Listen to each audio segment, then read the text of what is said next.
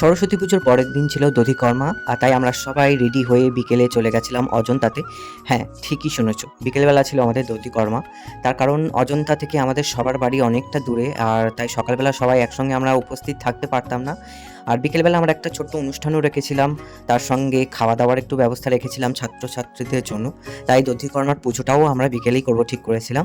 তো আমরা সবাই যাওয়ার পরপরই পুরোহিত মশাইও চলে এসেছিলেন, আর এসে সঙ্গে সঙ্গেই দধিকর্মার পুজো শুরু করে দিয়েছিলেন।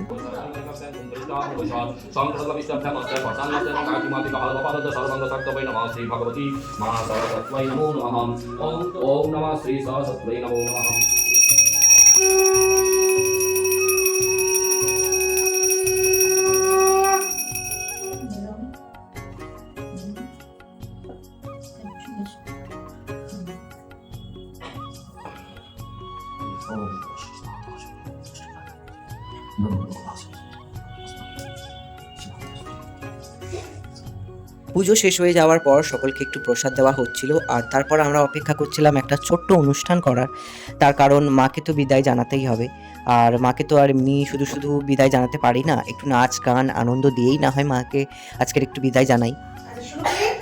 আজকের আমরা সরস্বতী পুজো উপলক্ষে সর্বাণী অজন্তা কলা সংগ্রামে খুব ছোট্ট করে একটা প্রোগ্রাম আমরা সবাই মিলে করবো। এটা সবার প্রোগ্রাম, এমন কোনো ব্যাপার নেই, নিয়ম কানুন মেনে কিছু নাচ গান কবিতা করতে হবে, যার যেমন খুশি, কিন্তু সুন্দর করে তোমরা শিখেছো এতদিন। চেষ্টা করবে যে যেরকম পারবে যতটা ভালো একটু মা সরস্বতীকে এটা নিবেদন করা। তাহলে প্রথম আমাদের একটু কবিতা শোনাবে শ্রীময়ী। ঠিক আছে, সবাই হাততালি দাও। তো যেমনটা মনীষাদি বললো, এখানে সবাই সবার মতো করে যে যতটুকু পারবে সেইটুকু অনুষ্ঠান করবে।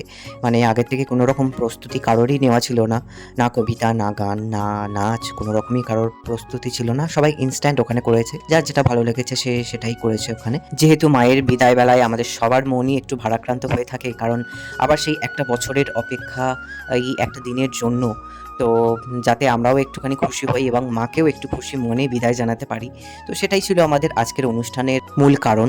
সবার মতো আমিও মায়ের উদ্দেশ্যে একটু ছোট্ট পারফরমেন্স করেছিলাম, মানে মাকে একটু অঞ্জলি দেওয়ার জন্য। এমনিতেও আমার মন সেদিন খুব একটা ভালো ছিল না, কারণ আমার দিদির মেয়ে তো সরস্বতী পুজোর দিনই, মানে ঠিক দধিকর্মার আগের দিনই হসপিটালাইজড হয়, এবং ওই দিনও হসপিটালে ভর্তি ছিল, তাই ভালো লাগছিল না।